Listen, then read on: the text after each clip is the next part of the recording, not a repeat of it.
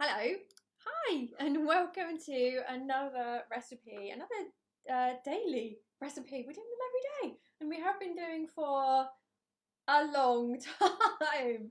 A long time. I don't even know how long it is now. I don't know how long it is. So I am just going to make sure that we are live and that I can see all of your lovely comments and if you say hello and stuff like that. And to anybody who is new joining us for the first time, please do say hello. Please do say hello. So I'm just going to make sure I can see myself. There we go. We're the right way round. I hope that everybody can hear me okay. The sound is actually on. Which might help. So hello to Debbie and Justine and Doug and Paul. Thank you for joining me. As I said, if anybody is new out there, then please do let us know that you're new to the group, and we will give you a really lovely warm welcome, as we always do. Colleen, good morning, good morning. And Colleen is letting me know that she will be cooking along. So, guys, we are doing our very, very, very best to release all of the ingredients early, the details of the ingredients that would be, and also details of the equipment that you need as well. And the idea is that we want you guys to cook along with us. That is like our ultimate goal, is to have like 100 vegans cooking along at one time on our show, during our show. And the reason why is because it can be so helpful to you. It can be so helpful to you. And also, so I have this thing of really wanting to help people to make real world change in their life. So not only watch the videos that we do, but also actually make the recipes. And it's great if you guys are cooking along with us, because it brings together this sense of community. And quite often I think when we're watching things nowadays, we watch these things at different times, and but if we're all collectively watching and cooking together at the same time, that could be like such a lovely thing, so we are releasing the details as much as possible. So this is one of the posts that you will see. I released this, I think, back on Sunday. Yeah, on Sunday. So here we have the details of what I'm making, when it's on, and which day. Which day is very, very important, because I don't want you guys rocking up with different ingredients that you'll need on a Tuesday, but it's Thursday. They definitely don't want that. So good to watch out for the day that we put on there. It's always the same time. Always the same time. And then over on the right hand side, we've got our list of ingredients there, and people do comment and ask if they can substitute some of the ingredients for something else, which is absolutely fine, completely understandable. And then we do have things that we do put in brackets afterwards, OPT, which means optional. So you guys don't have to use that if you don't have it. That's absolutely fine, not a problem at all. So we can advise you on different substitutions. And so a few more people have come into the group, so let me just say hello to everyone. Amandine, thank you for joining us again. And Sarah, good morning, good morning. Sarah says, currently the bakewell tart is in the oven. Oh, that's really exciting. I love that recipe. And Sarah says, but that she needs to wait for it to be done, as you need the same tin. That is bad timing. That is bad timing. Justine says that she will be cooking along at 3. Okay, that's good. So Justine will be on her round. She's our resident postie, but she listens to us on her round. So that big thank you to her for keeping on working during all this time and delivering like so much more than people normally have. She said it's like Christmas. So thank you for that. Doug says, good afternoon, hi to everyone, hello. And Khan, thank you for coming back. And he says, greetings, Chef Day. The weather gods, despite being cranky, have decided to keep power outages at bay. So we'll be noting along and we'll be cooking it for lunch tomorrow. Okay, good. So Khan, he lives in Bangladesh, and unfortunately he had a power outage one day. And by the way, guys, if you didn't know, then that is why he left us hanging with that joke. So it wasn't just like epic comedy timing where he just leaves the audience wanting more. There was an actual reason to it. Karen, thank you for joining us again, and Catherine, thank you for joining us. Right, okay, so I did just mention to everybody that we do have these that are popping up on our timeline, so you will be seeing them, and it does mean that you guys can cook along. And I will nag you at every opportunity I get to try and get you guys to cook along in real time, because it is real fun. And also it means that if there's something that's happening in the pan that you're like, oh, should it be like this? Then you can let me know. You know, you can type it into the comments, and then I'll do my best to help you. So, you know, it is a way that we can even add more value. So rather than you guys watching this back on your own and making the recipe at home without me, you know, you can do it with me, which is great. So, Denise, good morning, Ingrid, good morning, and thank you so much for being our admin today. And Justine said, thanks, I love this hour, so thank you to you too. No problem. Gloria, thank you for joining us again. Okay, so today we are making a pea and spring onion tart. It says up there, look, that way, pea and spring onion tart. Doesn't get old.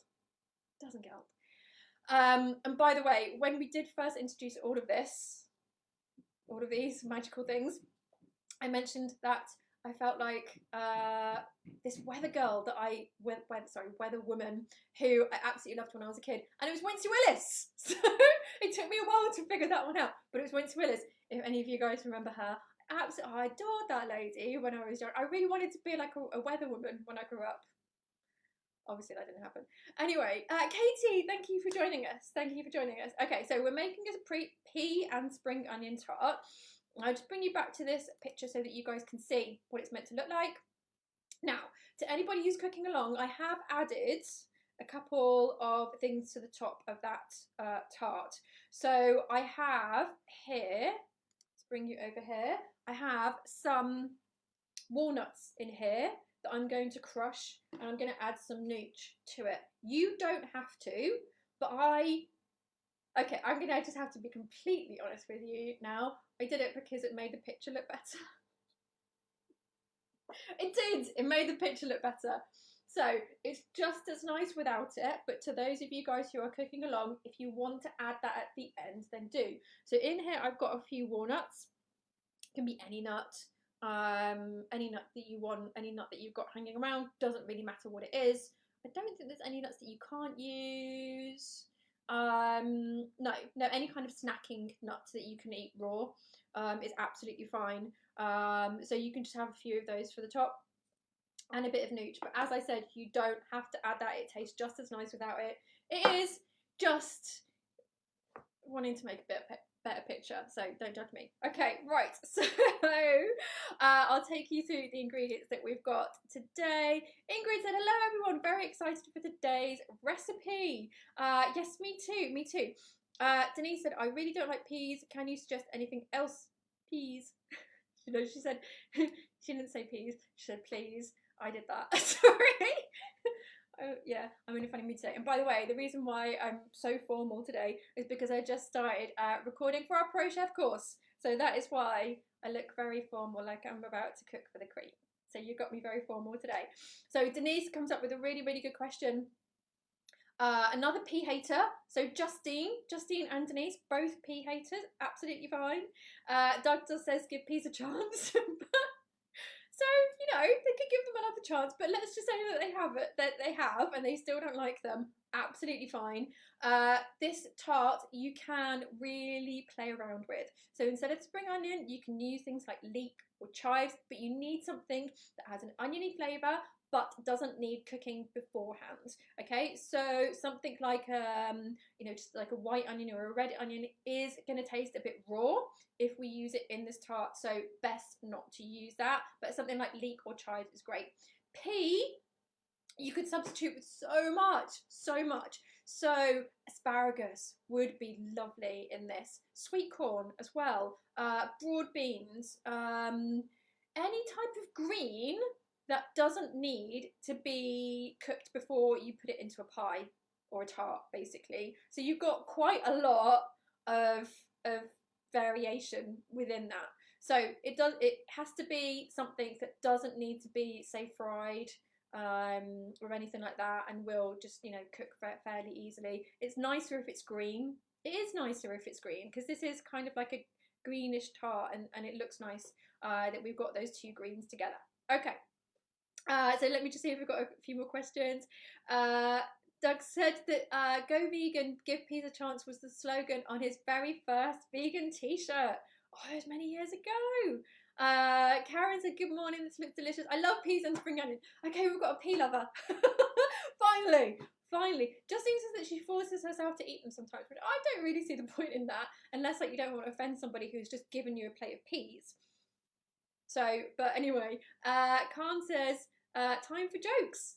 Definitely. If Khan is here, let's get the jokes going. So we've got, I think peas is probably your best bet. Spring onion, not so much. Jeff, thank you for joining me. I hope you're having a lovely day at work. Colleen says, don't have leek or chive or spring onion.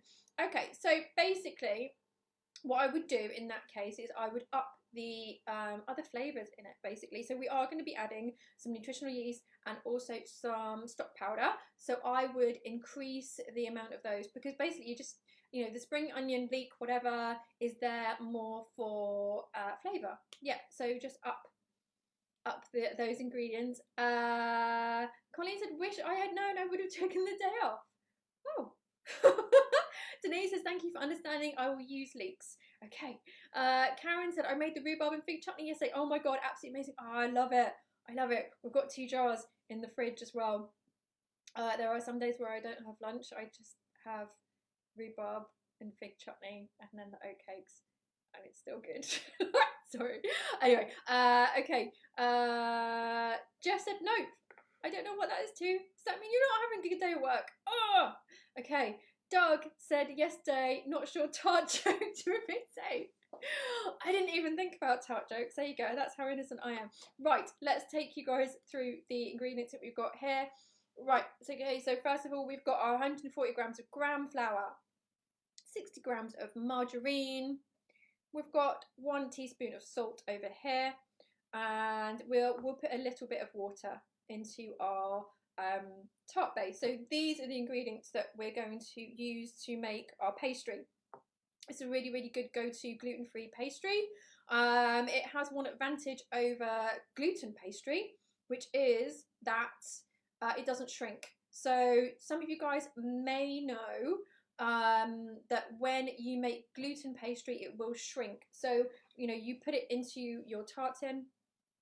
There you go. You make it go up to the sides, and then if you bake it as it is, if it's got gluten in it, it will shrink. And the reason why it does that is because gluten, elastic, you know, it will shrink back in.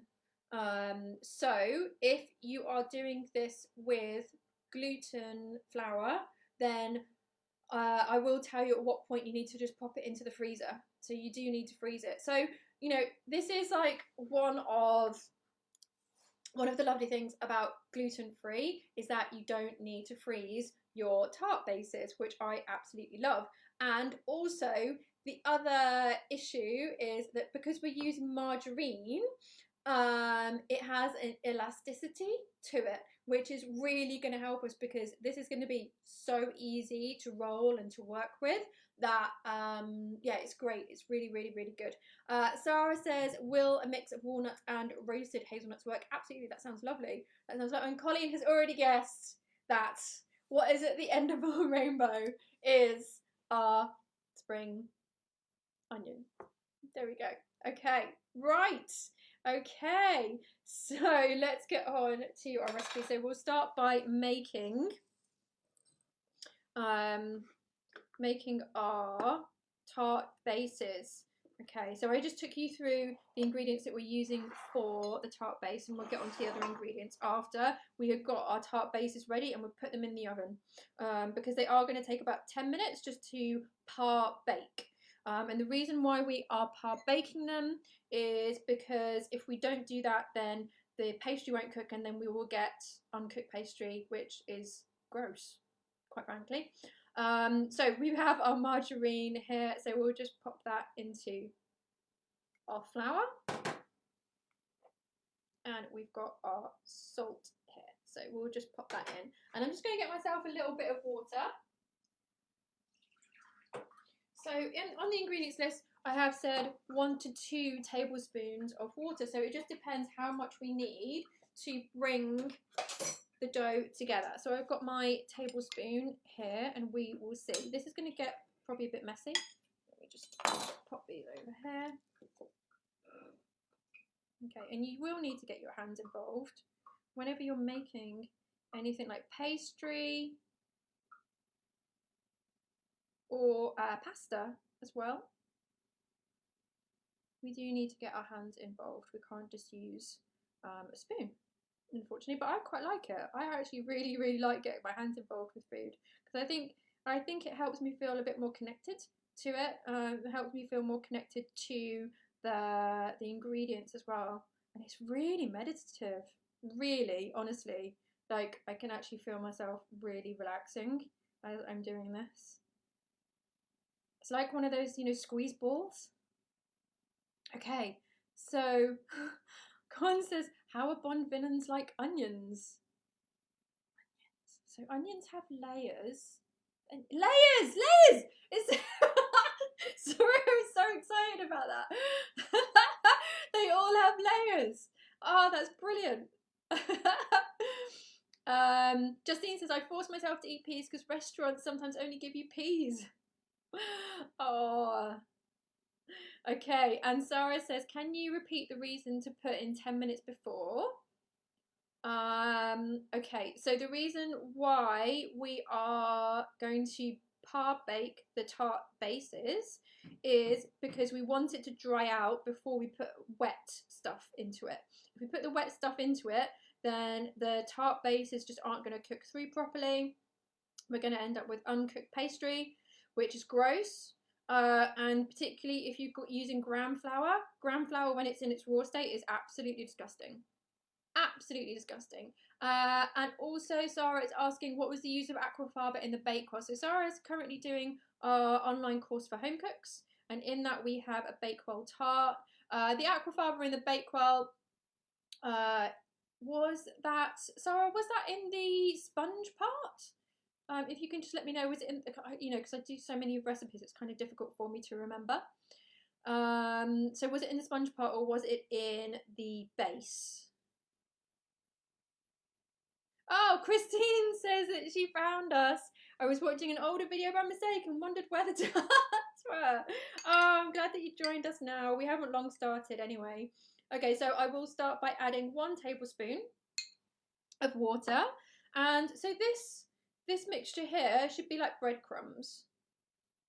But then we'll put the water in it, and that should start making it hold together. Victoria says hello from Maine. Thank you for joining us. Thank you for joining us.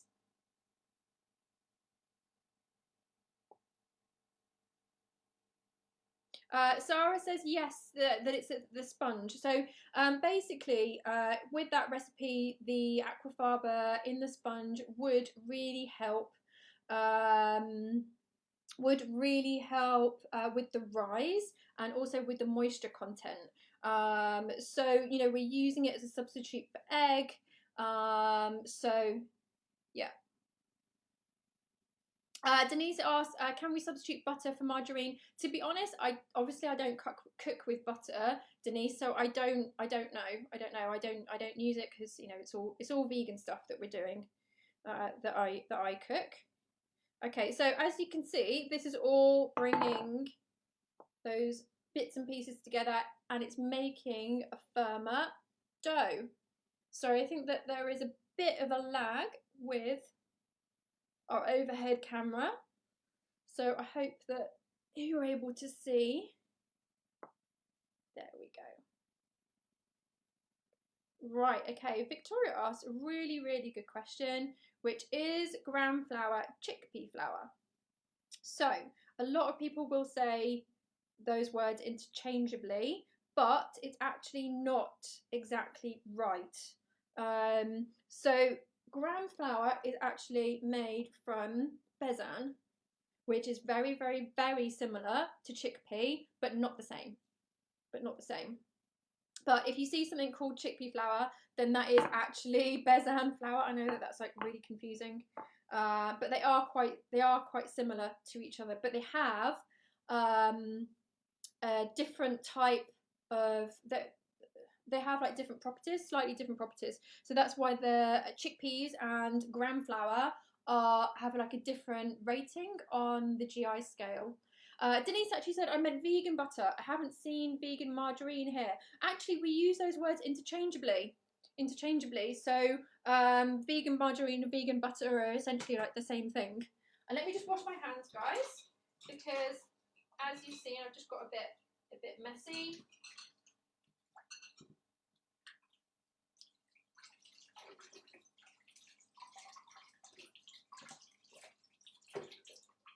There we go. Okay, right, and now we don't need to chill this or anything like that. We can put it straight into our tart tins. So we've got 4 tart tins here. It is nice doing them individually, if you can. I think they look very, very cute. And then, so with our dough, we need to just put it into roughly four bits. Doug said vegan butter is another term for margarine, isn't it? Yes, it is. I mean, kind of like vegan butter is a bit of a misnomer because butter means just made with milk. And of course, as you guys know, I don't think that there are any vegan spreads, shall we say, that are solely made out of soy milk, for example, or almond milk, or whatever you want to use. It is always a mixture of, a variety of things. So therefore, any vegan spread would really need to be called a margarine. Okay, guys, so I am just flattening this out, and you can see like it's getting a bit crevicy, but that's absolutely fine. That's absolutely fine. In fact, actually, I'm just going to add like a tiny bit more water. Denise says, in a non-vegan world, there is butter and margarine. Yeah, there is. But, as I said, I think just by its definition, the fact that, because a margarine is really like an amalgam of lots of different things and made to kind of resemble butter. There we go. But until somebody comes up with a vegan margarine, a vegan butter that is just made from milk, then it is going to be really a margarine. But I think that would be a great thing to develop. A vegan butter that is literally just milk. I'd buy that, definitely. I'd prefer that it didn't have all of these other things. Okay, there we go. Karen said, interesting, Ari, gram and chickpea flour. I also read that they are the same. I mean, to be honest, that is just information that I got from the internet. So,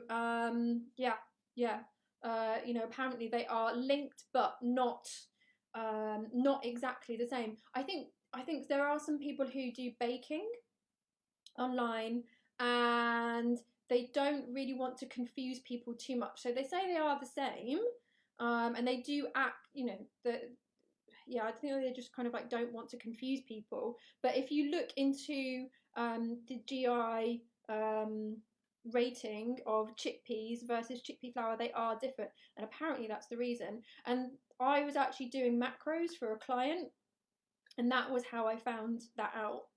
Okay, so basically, guys, I've just popped the dough into one of the tart tins, and I'm just using my finger to guide it up around the sides. There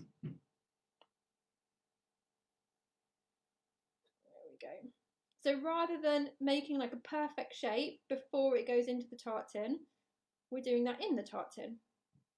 And because we have this lovely elasticity that is given to us through the margarine that we're using, it's not breaking apart or anything like that. It's really malleable. It's really, I was really surprised when I developed this recipe, like how easy it is to use versus, the other pastries that I'd done before.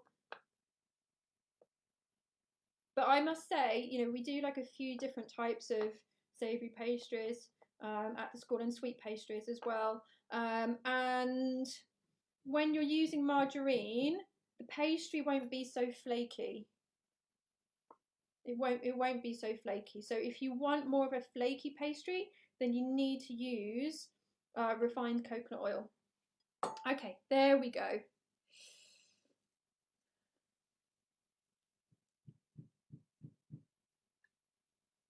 Okay, so Christine has just said, just Googled it. Chickpea flour or garbanzo flour is ground up white chickpeas. Besan or gram flour is a flour of chana dal or split brown chickpeas. Chickpea flour or garbanzo flour is ground up white. Both have a similar flavor. Yeah, but enough difference that substitution can sometimes mess up a recipe. Yeah. See, the thing is, like, you know, sometimes we don't even need to get into that level of complexity, because for some people it can be a bit, you know, overwhelming. But most places that you find gram flour is actually gram flour, it's not chickpea flour.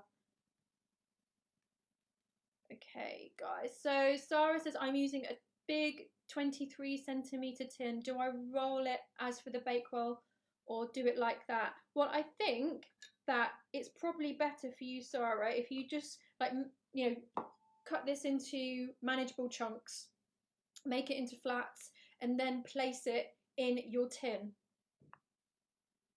And then start doing this.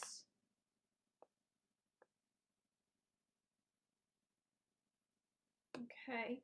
And Catherine said, what's the diameter of my baking tin? I don't know. I don't know. I don't have the ruler here today. And I don't have a Jeff to go and get me the ruler. Oh no. Okay. So I'll have to have a look at that later and then answer your comment after the show. Okay. So just pressing them all into those lovely fluted edges.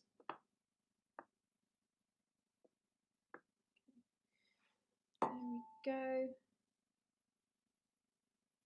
Colleen said, I have the same, I just pressed it with my fingers. Ah, okay, okay. So Colleen and Sarah are both making quite a large tart. Now I would say, ladies, that it will probably need longer to cook. Gloria says, you are right, from a non-vegan point of view, many ingredients are overwhelmingly different. Yes, yeah, they are. They are, and you know, I don't want to kind of like put anybody off, and I think that that's probably what some of the blogs out there have done. You know, like when they say, oh, gram flour, which is chickpea flour, like they don't mean to be confusing for anybody. They're actually trying to simplify things. You know, and vegan is one thing, but then gluten-free is like a whole other thing. Khan said, can we use potato starch instead of cornstarch? Yes, you can. You can, and actually in any of my recipes where I said to use tapioca starch, you can also use potato starch. They are interchangeable. So I have actually specified potato starch, but in the UK we also call it corn flour. But I know that that can be confusing for our American friends, so I've just left it as cornstarch. Okay guys, so nearly done. Last one. So you really can press it so that it is fairly thin. If you have anything coming over the edge, people who are cooking along at home, you can just neaten it up with a sharp knife, but mine aren't going any further than the lip, so that's fine. Okay, and on to our next and final. So just making it as flat as I can before I pop it into our tin. There we go. And I start from the middle and then I work my way out. There we go. And I am using tart tins that have a removable base. They are so much easier it is so much easier to take stuff out of one of these tins than ones that don't have a removable base. So it's definitely like a good thing to have. Just make sure that you do, when you wash them up, that you dry them properly, because I have had some tart tins go rusty on me before. So this one, I think, is going to be over the lip, so I'll get a knife and just neaten it up a bit. So what you really don't want to do, guys, is you don't want to leave it like that and bake it, because what will happen is this will get really hard and tough, and then it will probably stick to the side and you won't be able to pull it out properly. So just get a knife. Colleen said, okay, I'm putting them in the oven now. But you don't, I haven't said that yet. Don't put them in the oven yet, Colleen. Okay, there's something you've got to do before they go into the oven. Erin said, sorry if I missed it, but where did you get your tins from? That's a very good question. I actually got these tins from TK Maxx, which doesn't really help you very much because TK Maxx is one of those hit and miss places. So sometimes they might have things like this. Sometimes the TK Maxx you might have near you doesn't have any kitchen stuff in, which is very disappointing. It's only clothes, which I'm really not that bothered about buying. Okay, right, so, we've got our tart tins. Before we put them in the oven, Colleen, are you listening? Get a fork and then just prick them a few times in the bottom. So this is going to make any air that collects, it can escape. So it isn't going to puff anything up. There we go. So, Sarah says, do they not stick without greasing? These are really, really good non-stick ones that I have kept in really good condition. Okay, so now I'm going to pop them in the oven for around 10 minutes. My oven is at 200 degrees, which is 390 degrees Fahrenheit, gas at mark 6, so only about 10 minutes.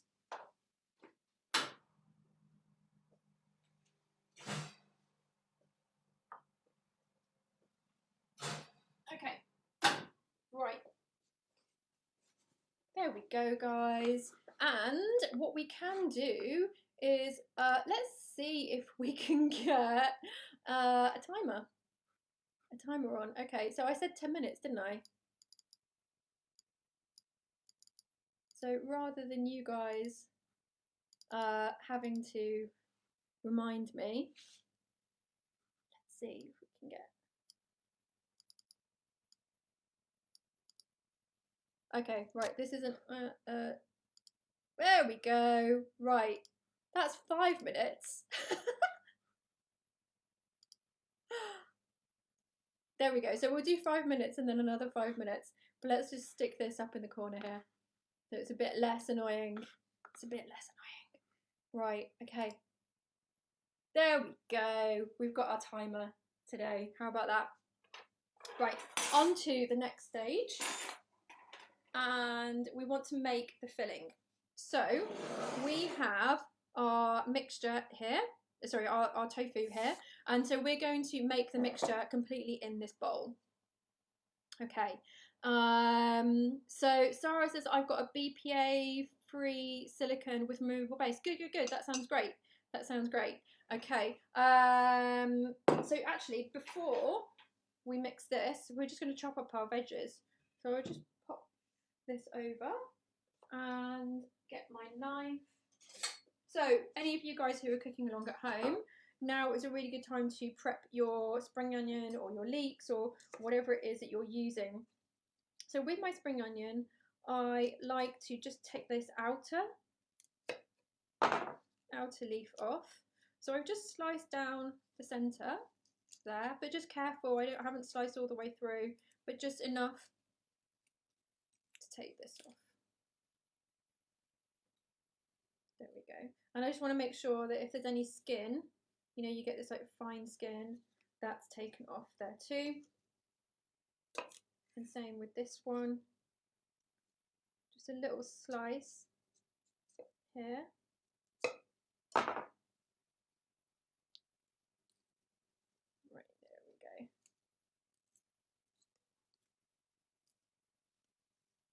we go. I'm just rubbing it just to make sure that there isn't any of that skin. Next, we don't want that in. There we go. So as I said, guys, you can use other ingredients. I don't want you to look at this recipe and go, oh my god, I don't have like spring onion and I don't have peas, and you know, it's a really, really good base recipe that you can use whatever ingredients you've got left at home. You know, it's a really good way to use up bits and pieces of veggies, and you know, like we're a really big fan on this show of using up veggies. So I'm just going to cut these spring onion into very, very small pieces. So try to cut them as small as you can, people who are cooking along with us at home. And I'm going to use the green as well. So we're not just going to use the white of the spring onion, we're also going to use the green and just really finely, as fine as we can, slice it. There we go. And these ones, actually, see, these are quite bulbous at the bottom, so I'm just going to cut them, slice them. There we go. And then they'll be a bit smaller. And the reason why is that when we're making something like this, we don't want the bits to be too big, because if they are too big, then you know, it won't hold together so well.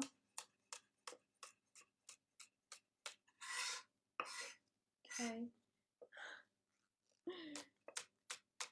I'm glad you guys are enjoying the pea jokes today.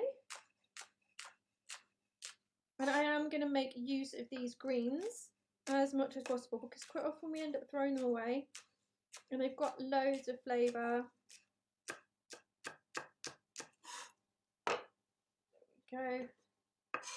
And our final one.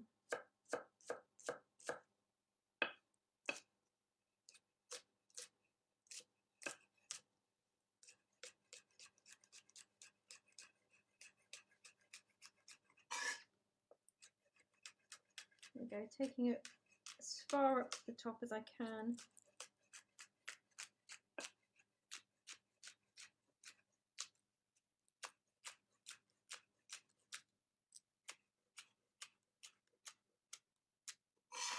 Right, there we go. That's our spring onions, and then we've got some basil here. But you guys can use whatever herbs that you want. The ingredients that we're using go really, really well with loads of herbs, absolutely loads of herbs. So please don't think that just because you don't have basil, you can't make this recipe. Some herbs will add a really nice summery feel to it. So you could use parsley, coriander, tarragon would be lovely, dill would also be lovely. All of these things would go really, really well with our other ingredients. They're very, very, very flexible and forgiving. Okay, so we can now make our wet mixture. And we have our tofu in here. So it's about half a pouch of silken tofu. You do need silken tofu. And I'm just going to mix it with a fork here. So I wanted to show you guys a recipe where I wasn't using a hand blender, because I know I use a hand blender all the bloody time. All the time. So for those of you guys who don't have a hand blender, then you guys can make this recipe, because I don't want you guys thinking you can't make this recipe if you don't have certain things. Okay, Christine said mint would be good with peas. Yes, that's a really, really great idea. Really great idea. Colleen said how much basil? Really depends on you and how much basil you. I like tons of basil. Like, basil plants do not last very long in my house at all. So yeah, it really, really depends on you. Doesn't really matter too much, you know. It isn't going to affect like the cooking or anything like that. So if you like a lot, then put a lot in. Okay, so in here we have our nutritional yeast and our stock. So with the nutritional yeast, it's about half a tablespoon of nutritional yeast. You can add more if you want to, and about half a teaspoon of stock powder. The stock powder that I'm using has a little bit of salt in it already, but we will add a bit more as well. So I'll just give that a good mix, and you end up with this kind of like scrambled egg consistency, which is what we want. And then we'll add our cornstarch, our corn flour into there. And let me just grab a little bit more salt. There we go. But you guys might want to use black salt. So if you are using black salt, then you do need to take that into consideration. And what is black salt? Well, this is black salt. So actually, let me just come over here and see how our timer's doing. Has our timer moved very much? Because I don't feel that it has. Okay, well, we will know by sight as well how our tart bases are doing. So black salt tastes sulphurous, tastes and smells sulphurous. And that is what will make things taste and smell eggy. So it depends, you know, if you want to make this taste a bit more eggy, then do add some black salt. This big pack cost me £5, but it's massive. It's massive, and of course it's salt, so it never goes off. David said, driving down the road shouldn't be watching. Please be careful. Please be careful. And Catherine said 2 minutes left to bake. Thank you. I'm glad that you're on it today. Okay, right, so I'm just mixing all of that in. So the cornstarch, the corn flour will help everything to bind together. Okay, so I think that this view is better for you guys. I don't know, I mean, maybe you could advise me. I know that this view is like really, really good, but I also feel like I don't get to speak to you directly enough. That sounds a bit silly, doesn't it? I'm so used to just like talking to you guys straight. But I know that this view does have a lot of benefits. Okay, so I'm just going to pop our peas in there. I'm just being careful because there is a little bit of water in there. I don't want to put the water in it. Erin said, I think the timer is set for 5 hours instead of minutes. That would help. That would help. Okay, right, next time, as you can tell, that was the first time I tried out the timer. Okay, so that's our peas. Erin said, I like this view, but we miss your face. I miss your face too. Gloria says that she thinks it's right. Yes. Yes, our timer isn't right there, is it? At all. Okay, let's take that annoying thing away. Oh no, we've got a stopwatch now. There we go. Right. Okay, so we've got all of our greens in there. And so you'll see it is not a huge amount of wetness to veggies. But I want more of the veggies and less of the kind of like eggy mixture. Okay, guys. Right, so I'm just going to have a look at how our tart bases are doing and see if we can get them out of the oven and onto here.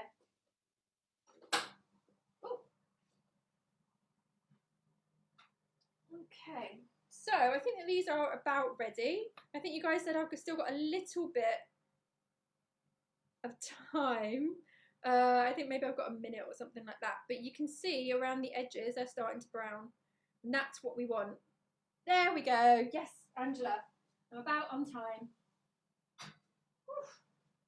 I'm just being really careful because they are hot.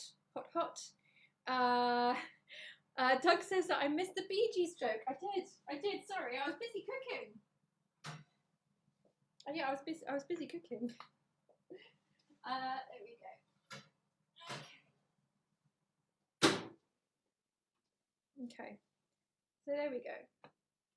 There are our tart bases all ready, and now we can just add our veggie mixture. Okay. Erin says I have to get some of these cute tins. They are lovely. They are really, really lovely. And if you're into photographing food, they photograph really well as well. Okay, so we're just going to divide this between all 4 tart tins. So if we hadn't par-baked those bases, then chances are it would be raw. And particularly with the gram flour taste, it would be fairly disgusting. But they're pretty much cooked now.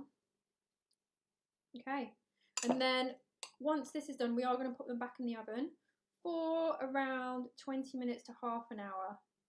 So you basically want to cook them until that centre is firm. Well, firmer. It's not going to get completely firm, but firmer than it is now. And also the colour changes a bit. The colour does change a bit, but it's around 20 minutes to half an hour. If you get to the point where you are worried about these edges burning, then you can do a couple of things. Either you can just put a little bit of oil on them, or you could pop a lid, pop something over the tarts, and then keep them baking. So you've got a couple of options there.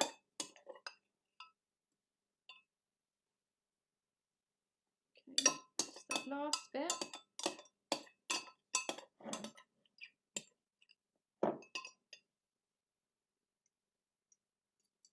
There we go.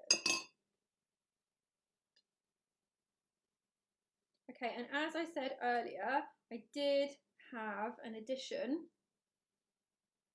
with the tarts in the photo, which is our nut and nooch combination. So if any of you guys are cooking along at home, then you can add this, but you don't have to. So I'm just going to bash a few walnuts with a pestle and mortar. And I want them to be as small as they can be. Oh, Justine said apparently her apron arrived. Good, good, good. Okay, that's great. I really want to see you in it. I really want to see you in it. Okay, right. Okay, so we just want them to be around that. And then we'll add a bit of nooch. As little or as much as you want. Okay, and just give that a little mix. And then we can pop them on the top. There we go. And it's just an extra thing. You know, you don't have to add this if you don't want to, as I said, but it does make it a bit prettier. It does make it a bit prettier. Right, there we go, guys. So, as I said, these can pop into the oven now for around 20 minutes to half an hour. And you will see a difference in colour. So it will start around the edges and then it will go through to the centre. You will see that it will be less glossy because basically, you know, the top is cooking and that's what we want. So I'll just pop these back into the oven. Oh, sorry, Colleen says I have almonds, cashew or peanuts. Which should I use? Almonds, I think, would be really good, or cashew. Yeah, I think peanut has maybe too much of a strong flavour. Debbie says, what oven temperature, please? So it is 200 degrees Celsius, which is 390 degrees Fahrenheit. Also, that is gas mark 6.